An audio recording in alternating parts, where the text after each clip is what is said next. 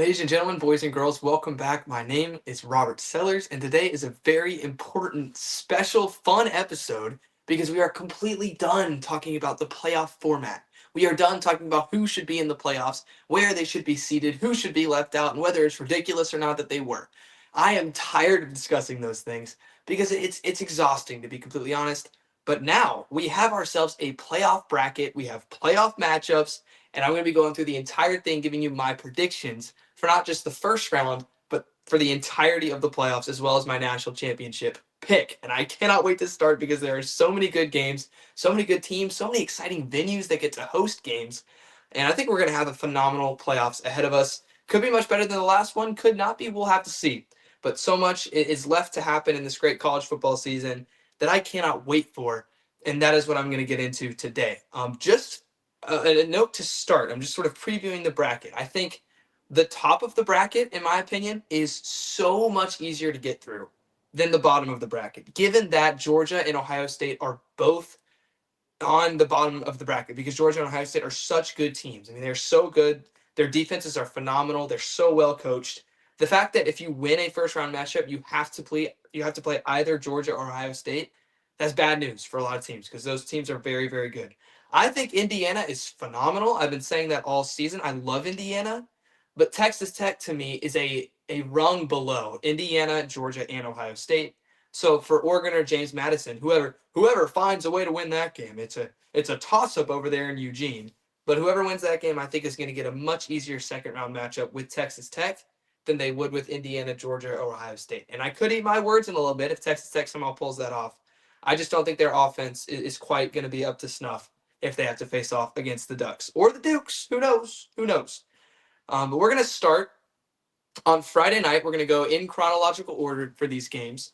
Friday night, the Alabama Crimson Tide travel to Norman, Oklahoma to take on the Oklahoma Sooners. I am really excited about this game just because, I mean, it's two blue bloods, two of the greatest programs ever in the history of college football facing off against one another in the playoffs. These teams have played in the playoffs before. That was back in 2018. The Tide got the best of the Sooners in that matchup. But Oklahoma, ever since then, has won two straights against the Crimson Tide, and they did it both with a phenomenal defense, one in Norman, one in Tuscaloosa, and the one in Tuscaloosa is the one that happened this year. And if you're curious on all of my thoughts on that game, I made a whole film breakdown video of the Oklahoma-Alabama game. You can go check that one out. I had fun making it just because I love talking about football. But this is a fascinating game in my opinion. Everyone is making so many comparisons to the game in November, which makes sense because it's when these two teams played.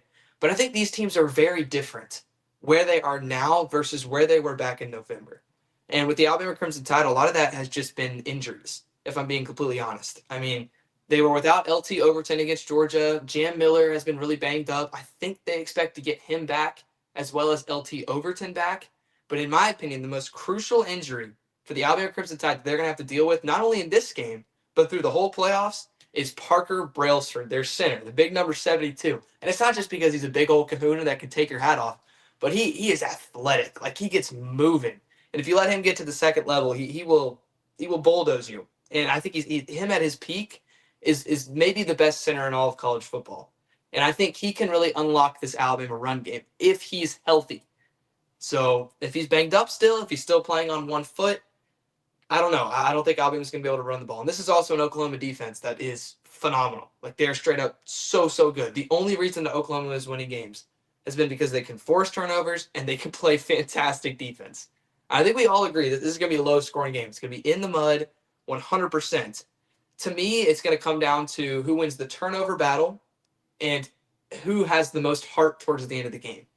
And obviously, Oklahoma won the turnover battle last time these two teams played. It was why they won the game.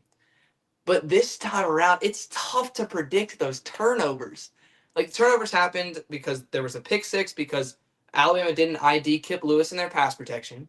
There was a strip sack fumble because Michael Carroll, the true freshman, was at right tackle and got beat on third down. And they had a muffed punt, or not a muffed punt, but a punt fumble from Ryan Williams, who probably won't even be on the punt return team. So I think all of those things are very fixable. So it's rough for me to say, yes, Alabama's going to dominate the Sooners again, just like they did last time these two teams played. But they're going to lose the turnover battle because that's so unpredictable. It's so hard to predict something like that. So because I think Alabama is a better team, especially a better offense than Oklahoma, I'm going to pick Alabama. But here's the thing. I need to see heart from the Crimson Tide. Like against Auburn, I thought Alabama played with so much heart. They were so banged up, and you could tell that Ty Simpson was not nearly at 100%. And yet, all throughout that fourth quarter, he was taking hits. He wasn't sliding. He was putting his head down. He was playing like he was at 100%, even though he was dealing with injuries. So was a lot of the other players on the Alabama team. And then against Georgia, they just completely lost their edge. Like I remember the play when one of the Georgia linebackers went and hit Ty Simpson kind of late, and Ty Simpson went down, and everyone was complaining for a penalty. But that Georgia defender just walked straight through the Alabama offensive line after the play, and none of them said a word. I'm like, guys, we're football players. We got to tell that guy that's not what we do around here. We got to pick up our quarterback a little bit. So I need some heart from Alabama. I need him to not be careless with the ball. I need to ID Kip Lewis in the pass protection, and if they can do that, I've got the Alabama Crimson Tide taking down the Oklahoma Sooners in the first round. Well, the next game that will happen on the playoff Saturday in the first round on December 20th is the Miami Hurricanes traveling to Kyle Field to take on Texas A&M. I cannot wait for this game. I think this game is going to be awesome.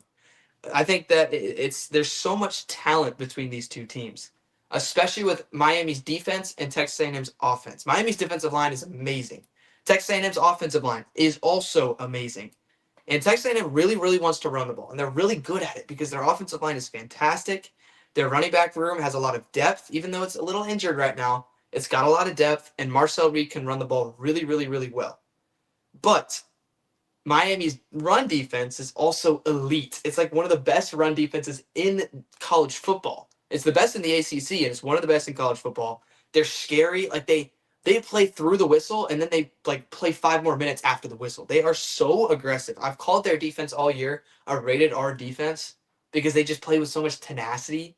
And I think we're going to see a lot of that, especially given the time off that they've had when they travel on the road to play against Texas A&M. So to me, on when Texas A&M has the ball, it's going to come down to can A&M run the ball, and it's going to be really hard because Miami's defense is really good.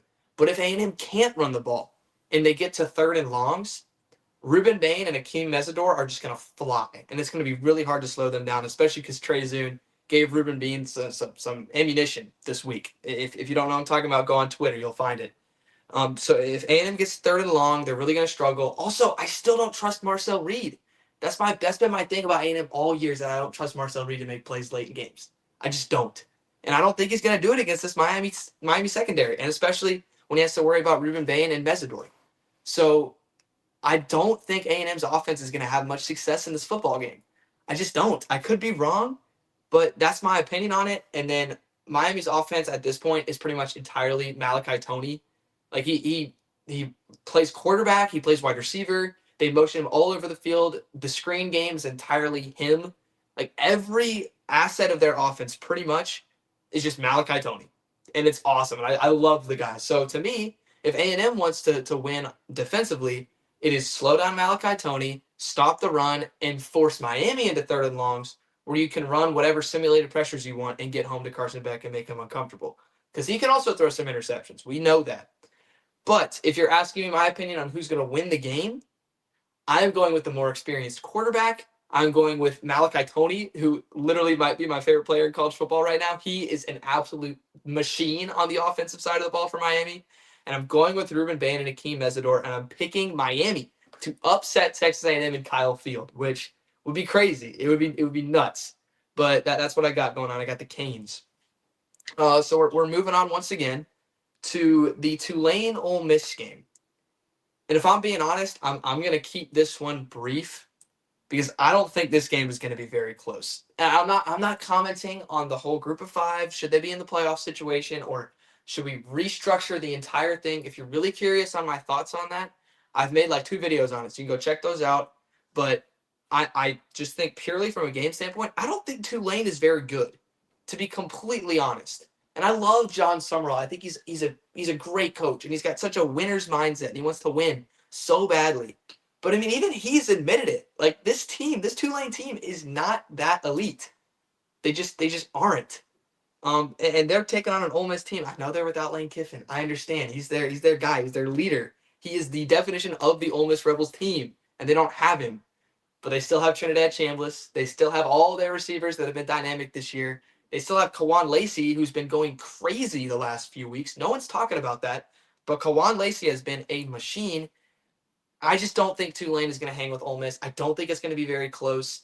And I'm just going to take the Ole Miss Rebels to win and cover. I think it's 17.5 points is the spread on that game. I think that's way too small. I think Ole Miss wins by 30, if I'm being completely honest. Which leads us to the last game of the first round. On Saturday night, we got James Madison going on the road at Oregon. Here's the deal. I don't hate Oregon at all. Okay, I like Oregon. I love Dan Lanning. I think he's a great motivator. I think he's one of the best coaches in the sport. That environment's going to be crazy. I love Oregon's uniforms. If they're healthy, if their receivers are healthy, that's going to be awesome. I think they're a great team. They're a great program. I love Oregon. But I am putting Oregon on upset watch this week. James Madison is such a cool team, and no one's talking about him. Like, everyone is looking at him and they're saying, "Oh, it's James Madison. Yeah, they're done. Sun Belt, they don't stand a chance. 21.5 point spread, write them off. Automatic win for Oregon. The system's rigged." That's what everyone's saying when they think about James Madison. James Madison is good. This is a good football team. They are the second best defense in the country in terms of yards allowed per game. They play a lot of man coverage on third down, and their corners are nasty. They have good corners. Bob Chesney, basically his entire offensive mentality is we're going to run the ball, and we're going to control the game. We're going to make things easy. And they have a bell cow at the running back position in Wayne Knight. I love Wayne Knight. Alonzo Barnett, I don't think is a very good passer. I don't think he's going to throw for 300 yards in this game.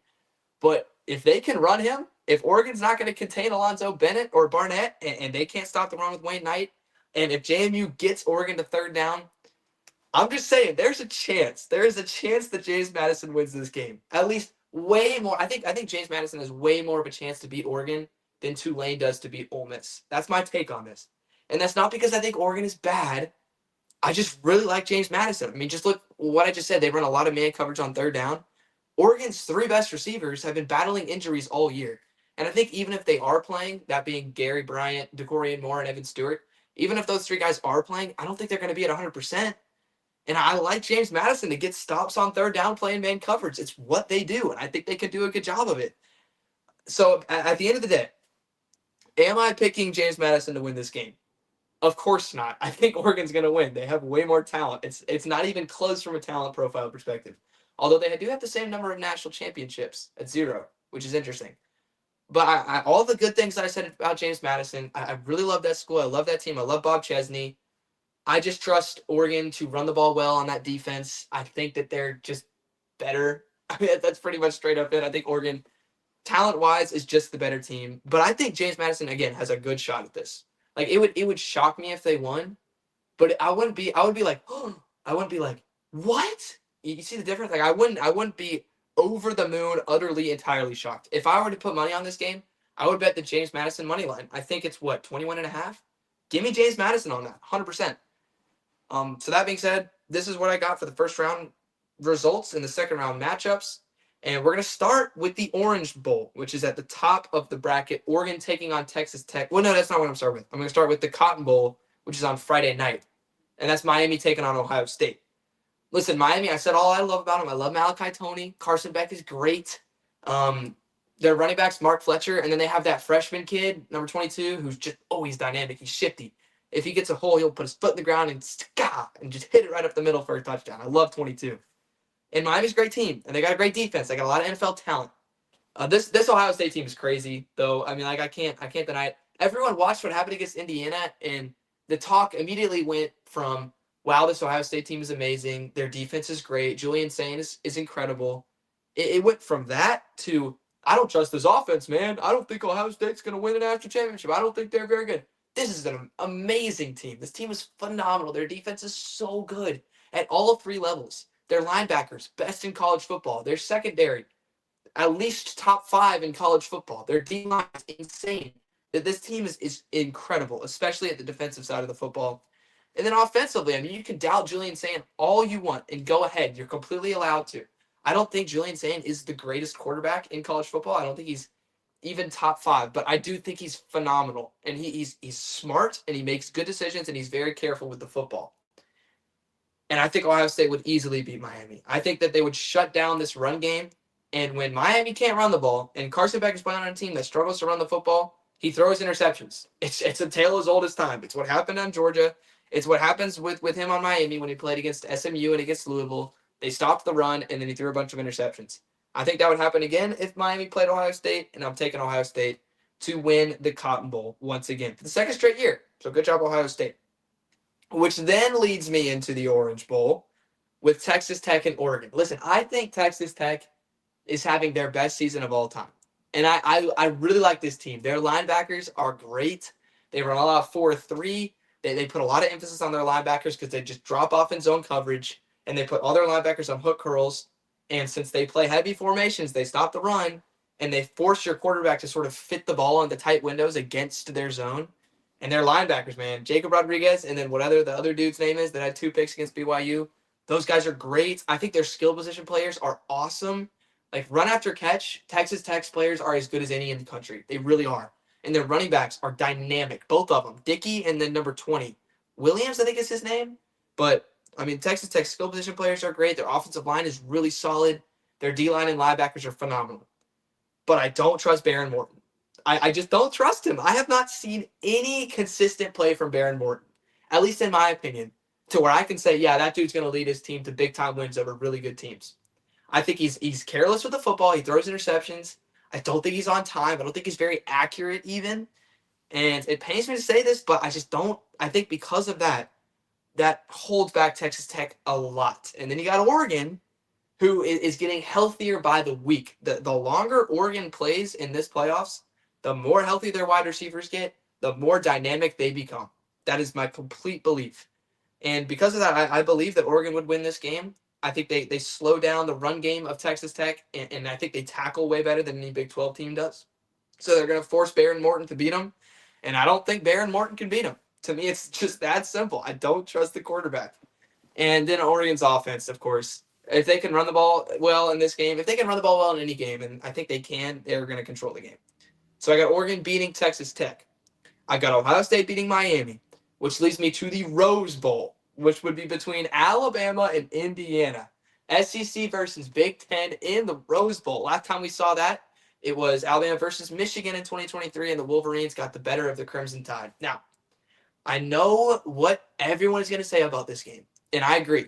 Alabama's talent profile is head and shoulders better than Indiana's talent profile. It's just true. It's the case. They're going to get way more NFL draft picks. Their players on their team are going to be way more successful in their football careers.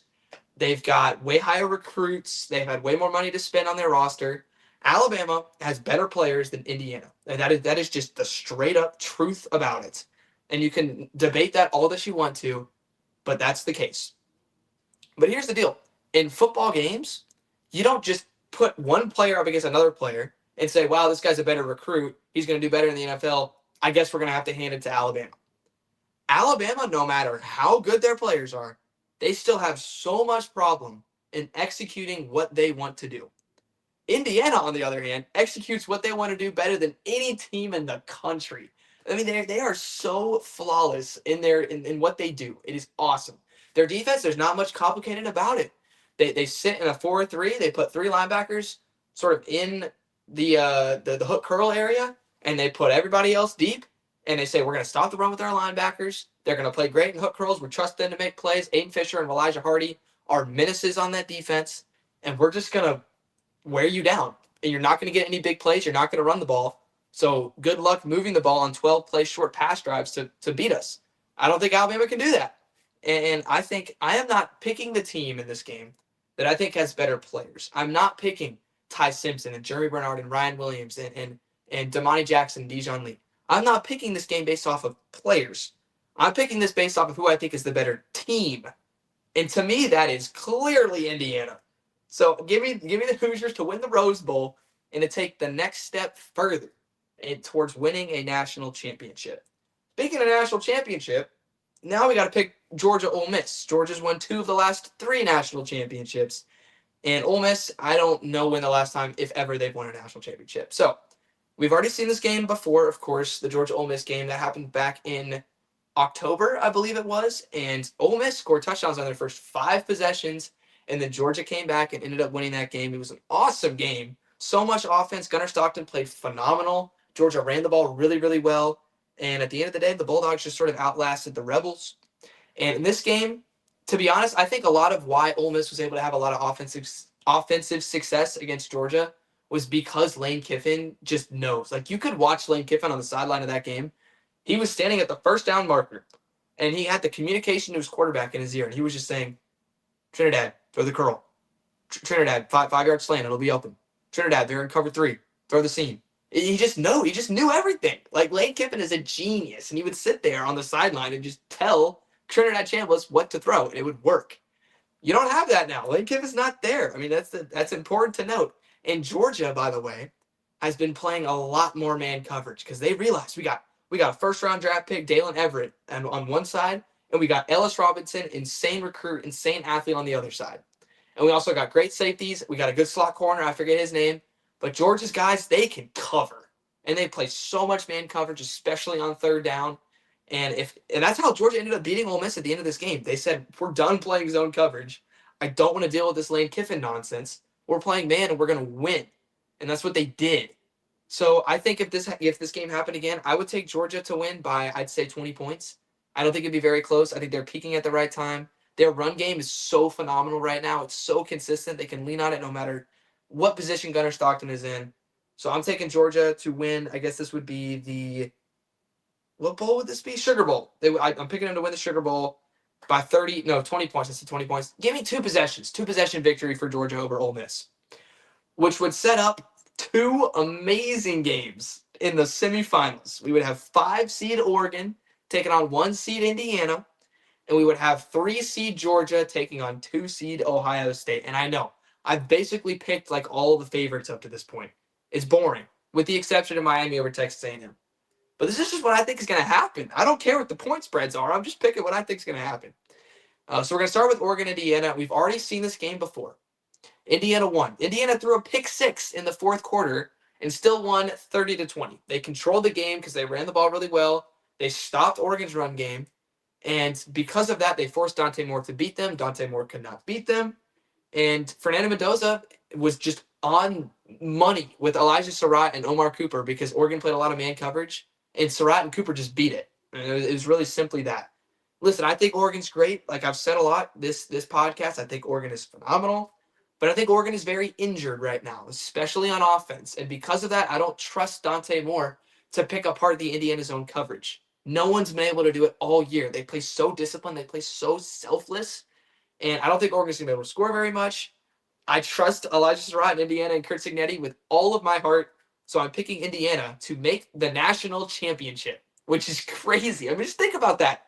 If someone told you 5 years ago that Indiana would be undefeated Big Ten champions and making the national championship, you would just tell them to leave. You tell them, get out of here. You're not a college football fan. What are you talking about?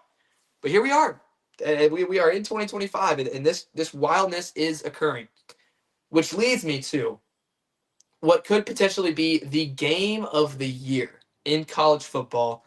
The Georgia Bulldogs taking on the Ohio State Buckeyes. Both of these teams are so good. This would be like football heaven, watching the Bulldogs and the Buckeyes take on each other. This is the pride of the SEC against the pride of the Big Ten, clashing against each other with a national championship spot on the line.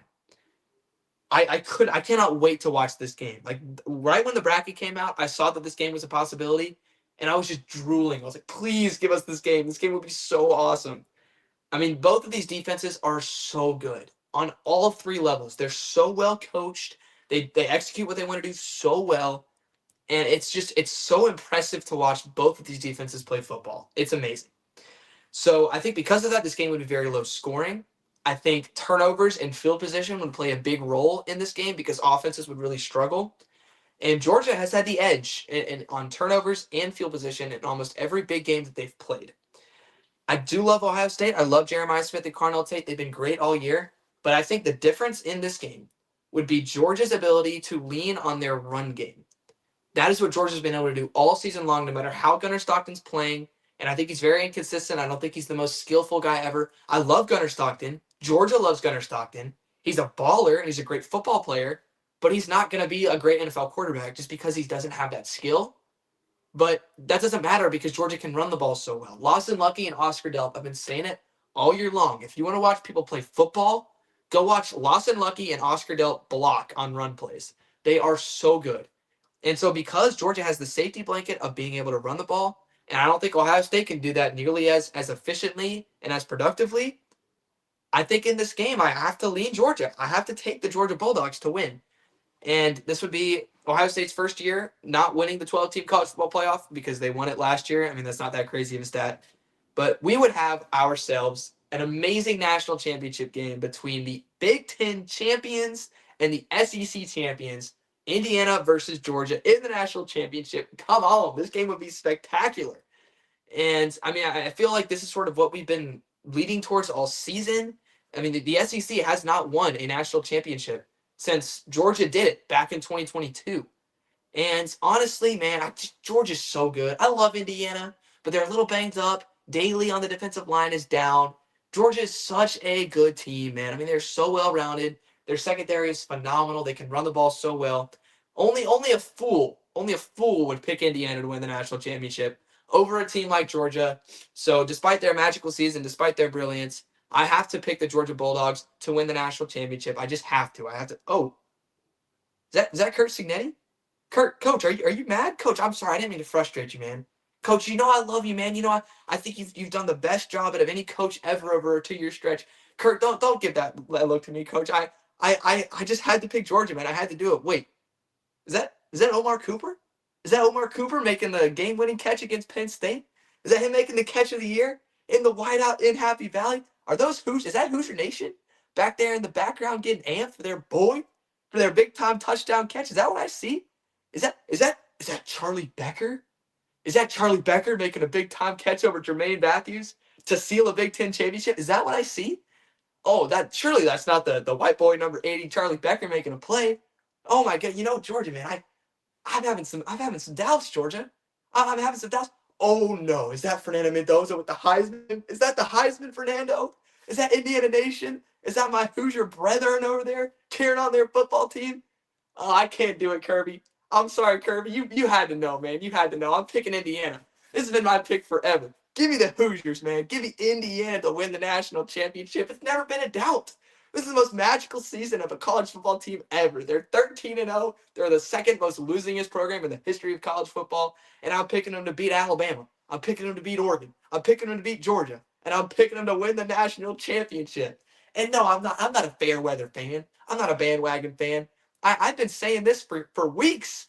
I've picked Indiana after like week 9 to win the national championship. And if you want proof, here's your proof. Awesome win for Indiana. Video This is the night. I took Heisman a moment in video. my opinion for I'm Fernando not gonna say anything. Mendoza. I'm gonna let my past self talk for a little bit. Okay. So just everyone listen. Everyone listen to past Robert and the wisdom that he's about to dispose upon everybody. Some awesome win for Indiana. This is the Heisman moment in my opinion for Fernando Mendoza. I think he's going to want to win the Heisman Trophy. I think Indiana is my screw it. They're my pick to win the national championship. They were a couple weeks ago. This started for me not right after the Oregon win, but like a couple weeks after, where I said to myself, Indiana to me is the most complete team in the country. I do believe the Indiana Hoosiers are going to win the national championship.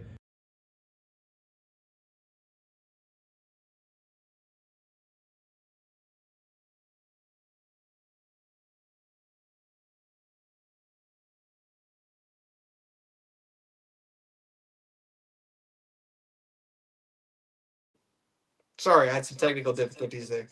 Well said, Past Robert. Well said. Yes, Indiana Hoosiers, they will win the national championship. Fernando Mendoza will win the Heisman Trophy. They will beat Ohio State. I'm so proud of you, Past Robert, for making that decision. And I'm standing by it today. Your national champions in the big 2026, I guess, the Indiana Hoosiers. You heard it here first. I've been saying it for forever, and it's true. It's never been more true than it is right now.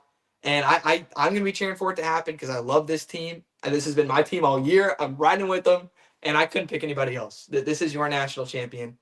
So thanks so much for watching. If you disagree or if you agree, here's the rule around here. If you disagree with me, that's fine. You're allowed to. I mean, that is okay. Not a lot of people I don't think are going to want Indiana to win the national championship. But you got to tell me who you think is going to win.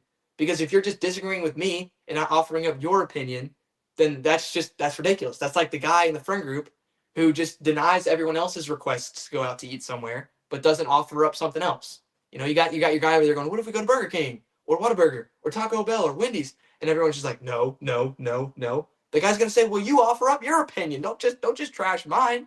So if you disagree with me, again, that's fine. But you tell me who you think's gonna win the national championship. And I can't wait to hear it. And I can't wait for everybody to be wrong and for it to be Indiana. So I'm riding with Hoosier Nation. But if you take away one thing from this podcast, it is not that Indiana is goated. It is not that Kurt Signetti is phenomenal or that Fernando Mendoza is a great follower of Christ. It is that we are all called to be followers of Christ. It is that Jesus loves us so much more than we could ever imagine. And we are made and placed on this planet not for hatred, not for judgment, not to succeed, not for money, not for anything other than God's love. I mean, that is what fulfills us as human beings. That is what makes us happy. It's what brings us together. And, if you're stressed out about anything right now, or if you're worried about something, or you're confused or whatever it is, just always know that God has you. He's got you. He's got a plan. And all you have to do is trust him. And once you give your life to God, everything else, it just makes sense. So with that, thanks so much for watching. God bless. Have a great night. And go Hoosiers. Thanks for watching, folks.